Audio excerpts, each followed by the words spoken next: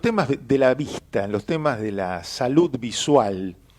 Muchas veces apelamos a las charlas con la gente de FUSAVI, de la Fundación Médica para la Salud Visual y Rehabilitación, a propósito del tema de las pantallas, que siempre nos preocupa, ¿no? Sobre todo por los chicos, cuánto les afecta y demás. Pero bueno, también queremos hablar de lo que venimos comentando casi desde que empezó la pandemia, ¿no? Todos los descuidos que hemos tenido en nuestros controles de salud a lo largo de este tiempo.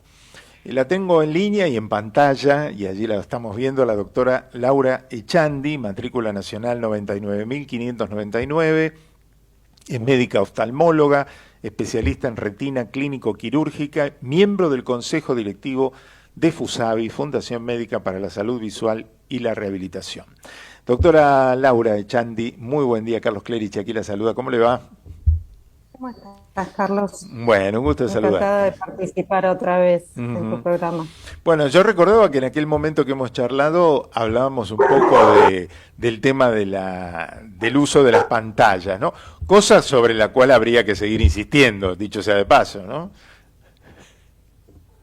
Mira, a todos nos tomó por sorpresa el tema de la pandemia y eso aceleró o aumentó potencialmente el tiempo que pasábamos en pantalla. Eh,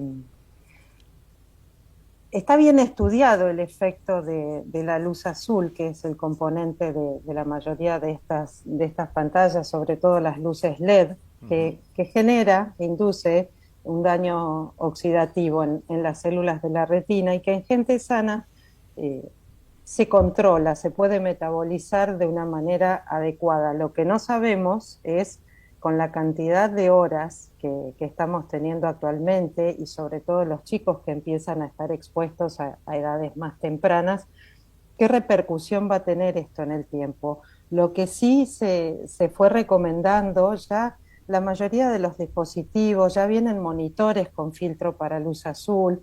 Algunos de estos dispositivos, como los teléfonos o las tablets, pueden, digamos, tienen la modalidad de reducir el brillo, de poner luces cálidas, que eso reduce mucho la exposición. Son cuidados que podemos tener. Yo charlaba hace unos meses con un referente en óptica en nuestro país, que él me decía que la mayoría de los anteojos ya de los hechos en ópticas, los cristales tienen protección para luz azul también. Entonces, yo pensaba, bueno, ¿y qué pasa con los que no tienen indicación de usar anteojos con aumento, con Ujú. graduación, y que pasan muchas horas frente a la pantalla?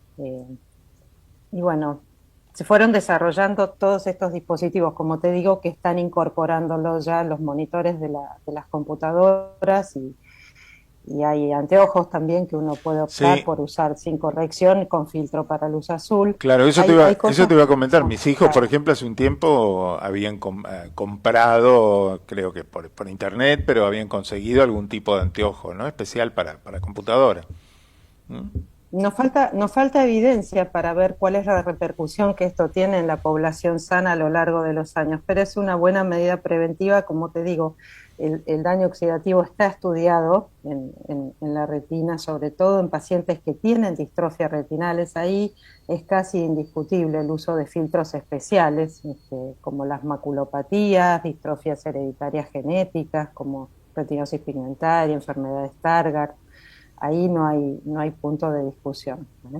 Pero Ujú. en la gente sana hay herramientas, digamos, que podemos usar en el día a día, como poner la luz cálida, usar estos filtros, o ya si uno va a comprar pantallas, hacerlo con las que tienen esta modalidad. Y los mismos los libros electrónicos también, ¿eh? Los libros Tienen la electrónicos, modalidad de poner claro, luz cálida, sí, claro, los libros luz azul. electrónicos nacieron un poco mejor, ¿no? En general, porque por ejemplo Ujú, con el tipo de tinta que utilizan, ya no es tan, porque no tienen tanta luz, ¿no?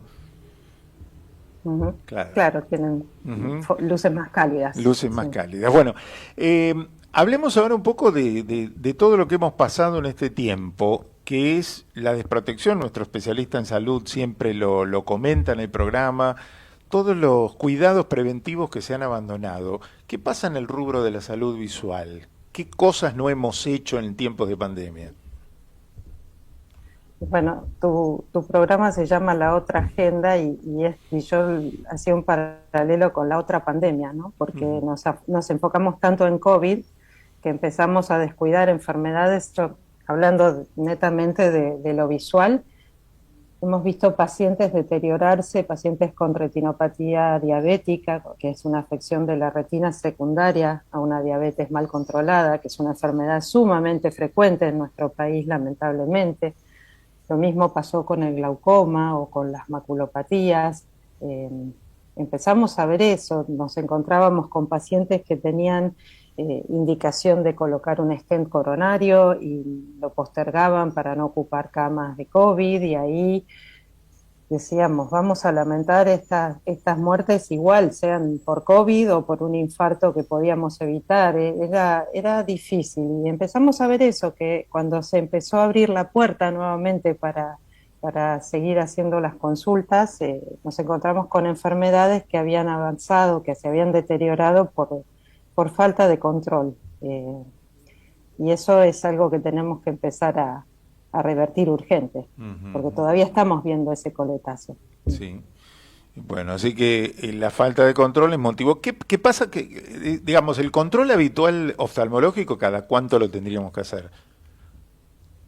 No, lo ideal es hacerlo, sobre todo en adultos, una vez al año, Ujú, pero ese control no es solamente la toma de visión, sino que tiene que incluir la toma de la presión ocular y el fondo de ojo, que es cuando nos dilatan las pupilas poniendo esas gotitas que vemos un rato borroso, que es ujú, molesto, pero si no, no estamos hablando de un control adecuado, ¿sí? ujú, Así uno hace medicina preventiva, podemos detectar enfermedades cardiovasculares, podemos detectar tumores, podemos detectar glaucomas, que muchas veces no dan síntomas y los podemos, son causas de cegueras prevenibles, ¿no? ujú.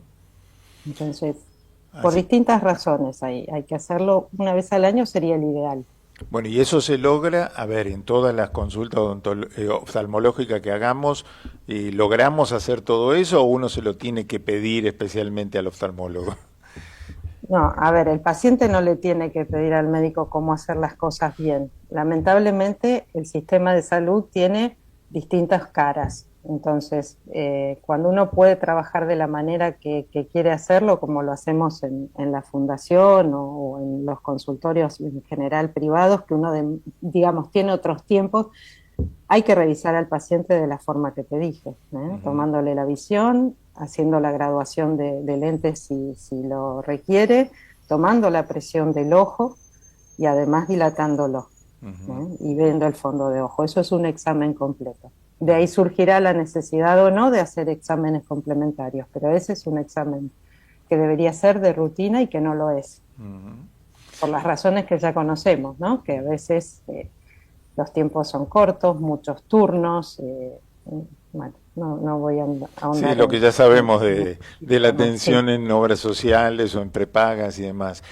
A ver, le pido, vamos a suponer que uno va a su obra social, a su prepaga o al hospital o donde fuere y no se encuentra con este tipo de atención. ¿Cómo se acerca uno a FUSABI? ¿De qué manera? ¿Qué posibilidades tiene? Cuéntenos un poquito de la mecánica del trabajo de FUSABI.